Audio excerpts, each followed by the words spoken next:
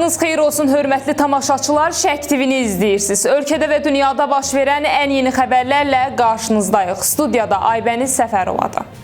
2026-cı il üçün ölkə üzrə yaşayış minimumu məlum olub. Milli Məclisə təqdim edilən qanun layihəsinə əsasən ölkə üzrə sözü gedən məbləğ 300 manat olacaq. Uşaq üçün yaşayış minimumu isə 260 manat məbləğində müəyyən ediləcək. Uşaqlar üçün yaşayış minimumunun məbləği əvvəlki illə müqayisədə 16 manat artacaq. Qeyd edək ki, Ailə Məcəlləsinə əsasən aliment ödənilməsi barədə razılıq olmadıqda, uşaqlar üçün onların valideynlərinə məhkəmə tərəfindən bir uşağa görə qazancın 4/1 hissəsi, 2 uşağa görə gəlirin 3/1 hissəsi, 3 və daha çox uşağa görə isə qazancın yarısı aliment olaraq hesablanır. Bakıda restoranı qarət edən yeniyetmələrin məhkəmə prosesi keçirilib. Bakı Ağır Cinayətlər Məhkəməsində baş tutan iclasda təqsirləndirilən şəxslərin və zərər çəkənin ifadələri dinlənilib.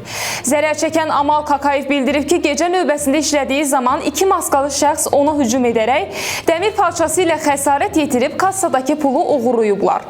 O əvvəlcə həmin şəxslərin kimliyindən xəbərsiz olduğunu deyib, lakin sonradan onların öz həmkəndliləri kirayədə birlikdə qaldığı Eltun Mahmudov və Amil Rəhmətov olduğunu öyrənib. Məhkəmədə ifadə verən Amal Kakayev hadisə ilə əlaqəsi olmadığını iddia edib. Təqsirləndirilən Amir və Eltun isə onun yalan danışdığını bildirərək qarət planını əvvəlcədən birlikdə hazırladıqlarını etiraf ediblər. Faktla bağlı istintaq davam edir. 2025-ci il üzrə təhsil verənlərin sertifikatlaşdırılması prosesi yekunlaşıb. Məktəbəqədər və ümumi təhsil üzrə Dövlət Agentliyindən verilən məlumata görə imtahanda iştirak edən müəllimlərdən 6628 nəfər 51 və yuxarı bal toplayıb. Qeyd olunan nəticəni göstərən müəllimlərin maaşlarına 35% artım əlavə olunacaq. Bununla yanaşı 11316 müəllim 30-50 bal aralığında nəticə göstərib. Həmin müəllimlərin maaşlarına isə 10% artım tətbiq ediləcək. Ukrayna ordusu artıq 150-dən 3000 kilometrdəy məsafədə yerləşən hədəfləri öz istehsalı olan uzaq mənzilli silahlarla vura bilir.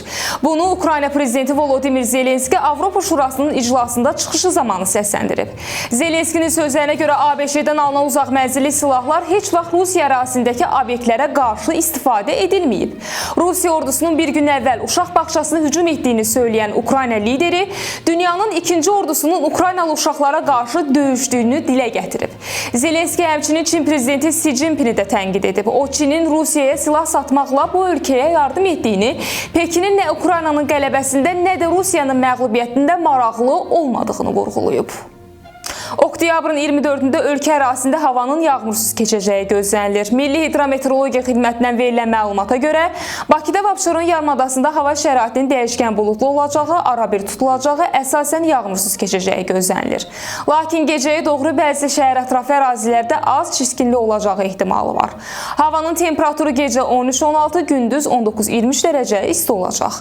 Rayonlarda isə havanın əsasən yağmursuz keçəcəyi gözlənilir. Lakin gündüz bəzi dağlıq ərazilərdə qısa müddətli yağış yağacağı, şimşək çaxacağı ehtimal olunur. Havanın temperaturu gecə 10-14, gündüz 20-25 dərəcə isti olacaq. Bugünə çatdıracaqlarımız bu qədər. Ən son xəbərləri Şərq TV-dən izləməyə davam edin. Diqqətiniz üçün minnətdarıq.